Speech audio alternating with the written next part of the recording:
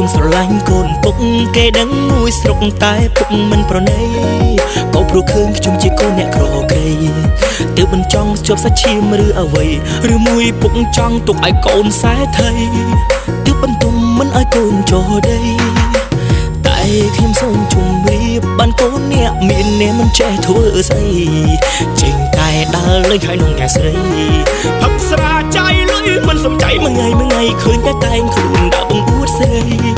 តែបើពុំទុកដាក់មកឲ្យខ្ញុំវិញខ្ញុំសូមស្រឡាញ់ថ្នាក់ចំថែមើលនាងលោកស្រី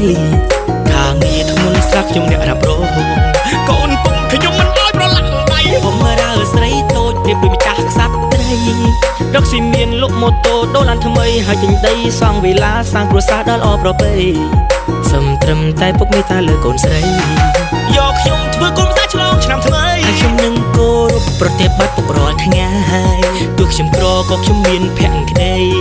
មានគំនិតមានវិជ្ជាថ្លាថ្លៃ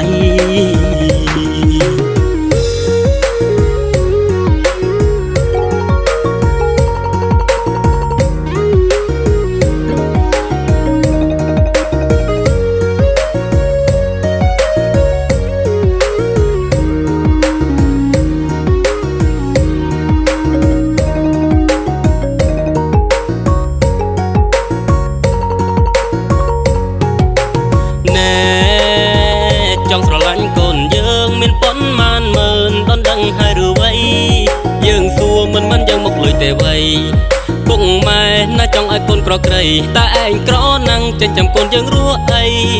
បានគ្នាឲ្យប្រយ័ត្នអត់អីឆៃយកអ្នកមានស៊ីអង្គបើយកនាងក្រច្បាស់ជាស៊ីណាអង្គកាម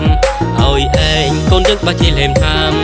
ច្បាស់ជាស៊ីក្តាមស៊ីខ្ចង់រាល់ថ្ងៃថ្ងៃឃើញតែម៉ាំប្រាប់គាត់នឹងត្រីប្រៃតែបើទុកឲ្យកូនអ្នកមានវិញដេកស៊ីស្រនងថាចៃលុយឡើងពេញដៃនៅផ្ទាំងលៀបលេឲ្យសាច់មកថៃទៅណាជីឡានមិនបាច់ប្រថ្ងៃចង់ធ្វើកូនប្រសាយើងឯងទុំដេកស្រមៃតើតែឯងខំធ្វើការមានដុល្លារហើយទិញឡានសង់វិឡាទើបបានយើងព្រមលើកូនស្រីនិយាយនេះមិនមែនយើងលោកកូនស៊ីតែធ្វើនេះចង់ឲ្យកូនខ្លាថ្លៃបើឯងពិតស្រឡាញ់កូនយើងស្មងភក្តីឯងពុំបានតែសំដីធ្វើឲ្យយើងឃើញចាំនិយាយ